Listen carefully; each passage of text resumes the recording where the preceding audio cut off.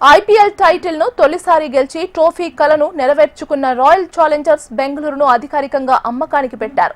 IPL men's, women's premier league ప్రస్తుత యజమానులైన Diageo ఇప్పటికే అమ్మక ప్రక్రియను ప్రారంభించింది. 2026 మార్చి 31 నాటికి అమ్మకాన్ని పూర్తి చేయగలమని నమ్మకంతో ఉంది. వచ్చే ఏడాది మార్చి 31 తర్వాత ఐపీఎల్లో ఆర్సీబీ కనిపించదనే వార్తలు వినిపిస్తున్నాయి.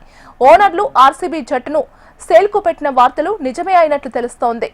బయ్యర్ దొరికితే మార్చి 31, 2026 నాటికి ఆర్సీబీ పేరు మారే అవకాశం ఉన్నట్లు సమాచారం.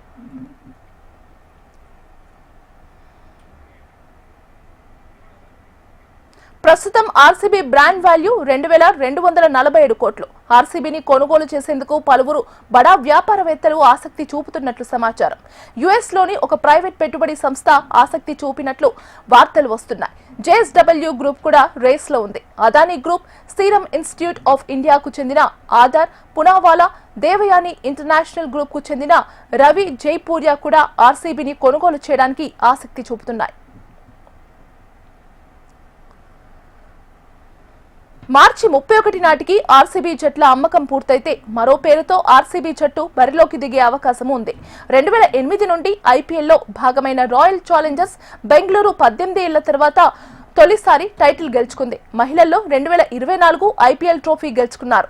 విరాట్ కోహ్లీ, స్మృతి మందన, జోష్ హజిల్వుడ్ లాంటి స్టార్ ఆటగాళ్లు ఆ జట్టులో ఉన్నారు. ఐపీఎల్లో అత్యధిక ఫ్యాన్ ఫాలోయింగ్ ఉన్న జట్లలో రాయల్ ఛాలెంజర్స్ బెంగళూరు ఉంది.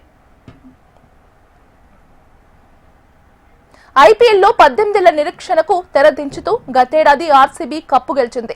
ట్రోఫీ నెగ్గి 5 నెలలే అవుతున్నా ఇంతలోనే యాజమాన్యం షాకింగ్ నిర్ణయంతో ఆర్సీబీ ఫ్యాన్స్ ఆందోళనకు గురవుతున్నారు. కప్ లేకపోయినా ఆర్సీబీ ఫ్రాంచైజీని ఫ్యాన్స్ ఇన్నాళ్లు ఆదరించారు. ఒకేసారి షాకింగ్ నిర్ణయం వెనుక కారణాలేమంటూ ఫ్యాన్స్ తీవ్రంగా చర్చిస్తున్నారు. అదేవిధంగా తమ అభిమాన ఫ్రాంచైజీ అమ్మకానికి పెట్టడంతో ఫ్యాన్స్ నిరాశకు గురవుతున్నారు. దీంతో 18 ఏళ్లుగా ఆర్సీబీలోనే కొనసాగుతున్న స్టార్ ప్లేయర్ విరాట్ కోహ్లీ వేరే ఫ్రాంచైజీకి మారతాడా లేదా అదే ఫ్రాంచైజీలో కొనసాగుతారా అనే కోణంలో ఫ్యాన్స్ చర్చిస్తున్నారు.